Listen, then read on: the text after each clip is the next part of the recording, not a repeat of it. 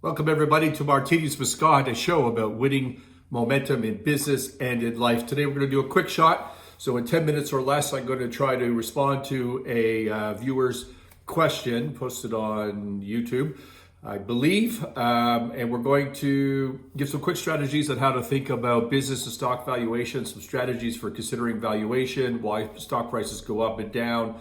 And that's about it. We're going to try to do that in a quick shot here in 10 minutes or less. Today we're going to talk about Acreage Holdings Inc. Now, you know this is not a show about investments, it's not a show about stock. So I'm going to use Acreage and the question posed to me as an opportunity to present some strategies for thinking that are relevant to all business owners, entrepreneurs, anyone looking to value a business and think about why shares go up and why shares go down. Disclaimer number one, although I am an expert in business valuation, I've personally written, fairness opinions, testified as an expert witness, written countless business valuation reports for notional valuations. Having said that, I don't give investment advice. I am not in the securities business. The companies that I own or are associated with are not in the investment business. They do not give securities advice or investment advice, and I'm not selling you anything. So there's disclaimer number one. Disclaimer number two is specifically on Acreage Holdings. I don't track this stock. I don't hold it. I don't do anything with it. So I had a question from Carlo, as I said, a listener, and because of that, and I like to try to respond to questions that are posed to me as best I can. I took a look at this over the weekend, maybe spent an hour on it. So I'm not trying to give you specific facts on Acreage or recommend to buy or sell. It's not my business. I don't have the in-depth or the deep dive on Acreage Holdings, but I'm going to use it as a tool to provide some insight on how to think about some things.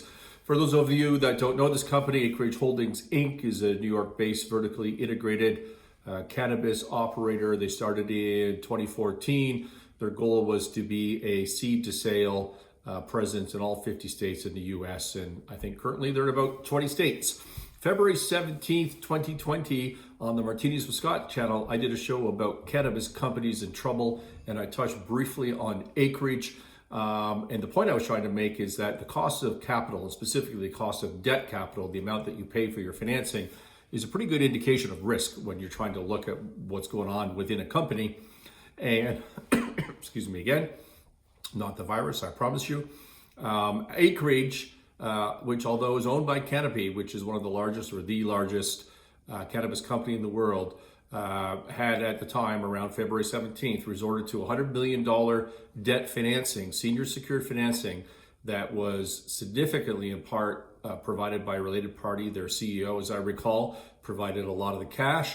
The cost of debt was 23%.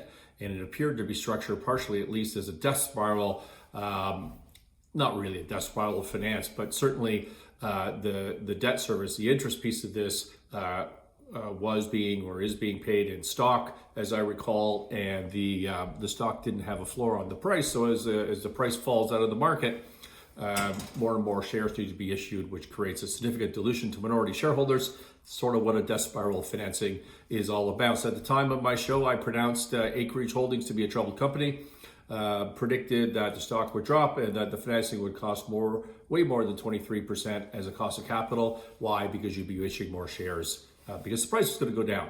At the time, stock price was $5.50. So what has happened since that show? Basically in the last 2 months, last Friday, stock was around $2.20, a 60% decline in 2 months. Which means they need to issue roughly 2.5 off the top of my head, 2.5 times more stock to pay the same dollar amount of interest, which means their cost of capital, again, off the top of my head, would be way over 50%, which is a lot for a cost of capital. Excuse me. They terminated two, I think, previously announced acquisitions. They suspended all of their 2020 outlook and targets, which is both a function of being troubled, but also I think COVID was starting to kick in on that decision. And I think significantly related to COVID, they had expected temporary closures in their construction and regulatory delays in a number of the U.S. states.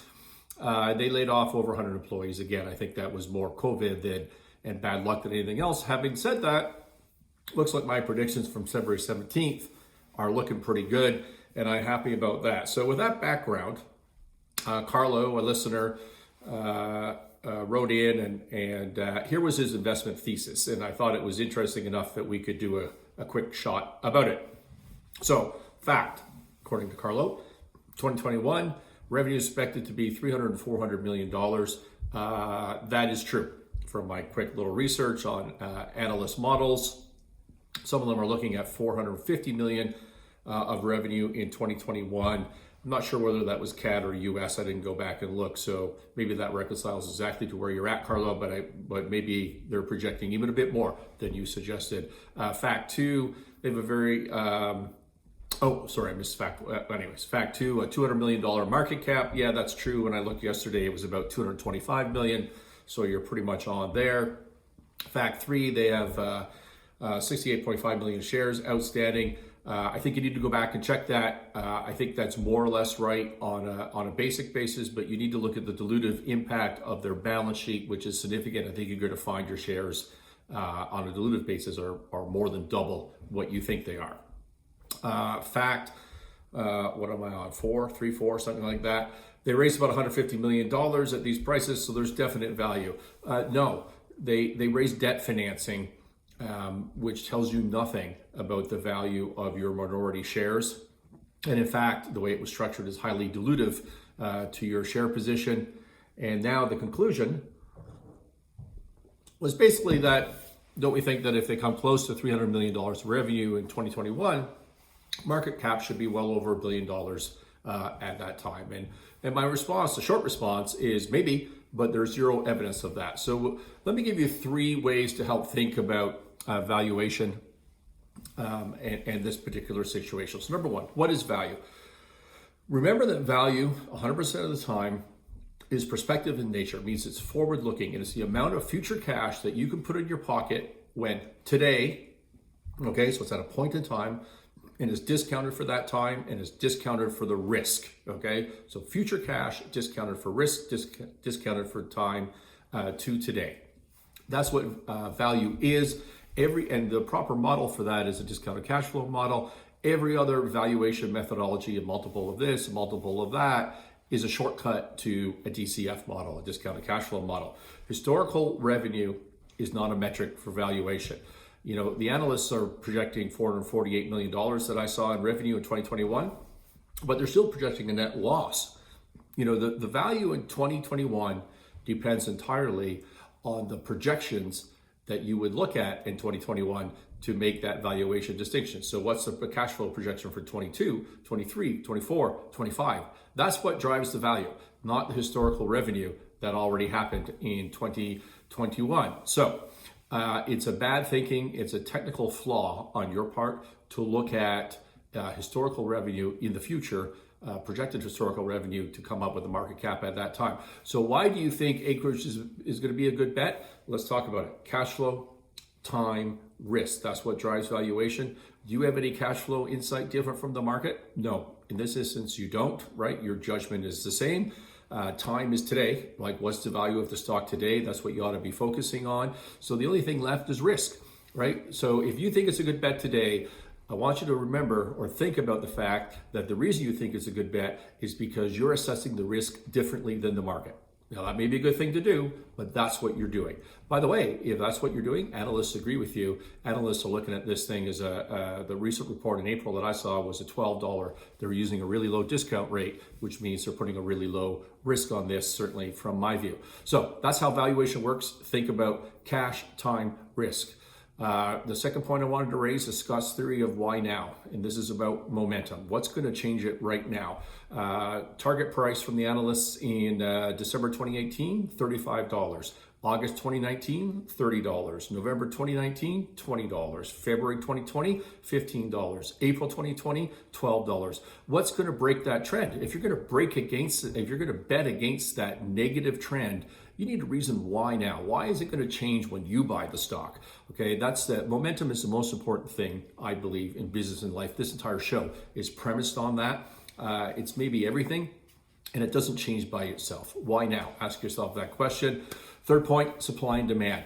The math that I gave you on a discounted cash flow, the way to think about that is true, but in an efficient market. But markets are not efficient, particularly for a market cap of this size. So the why now issue goes against the market efficiency, and so does the most important thing by far at this size of stock, which is supply and demand.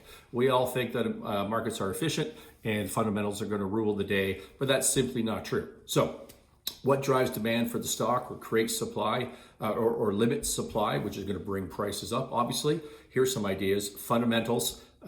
Acreage has bad fundamentals. They don't have that. Analyst reports, yeah, they've got a $12 analyst report in a $2 market or a $3 market, so that's a good thing. Positive momentum, i.e. growth, which has both an emotional and a mathematical huge impact. They do not have that. And marketing and stock promotion, right? What gets the word out there? Well, those are things that would create demand to drive the price up. I would suggest they have 1 out of 4 of those key things. What increases supply or reduces demand and therefore drives the price down? Bad fundamentals. That's what Acreage has. Negative momentum, clearly. Balance sheet financings that can wipe out minority investors, clearly. Dilutive transactions of financial instruments, clearly. And here's a big one that people don't talk about in the cannabis space in the US, excluding most of the money. It's against law, right? At a federal level, institutional investors will not touch this stock anytime in the near future, which means there is no demand of cash going into this from the big players. It's a retail trade, and that's not changing anytime soon. Carlo, those are my 2 cents. Please remember the fundamentals of valuation, the theory of why now. You always need to answer that. Supply and demand drives everything. Thank you for listening. I'm sorry I didn't make my 10 minutes. This is Martinis with Scott. It's been a quick shot. Please subscribe. We're a show about winning momentum in life and business. We're on YouTube. Please subscribe there. Spotify, Apple Podcasts. Talk to you later.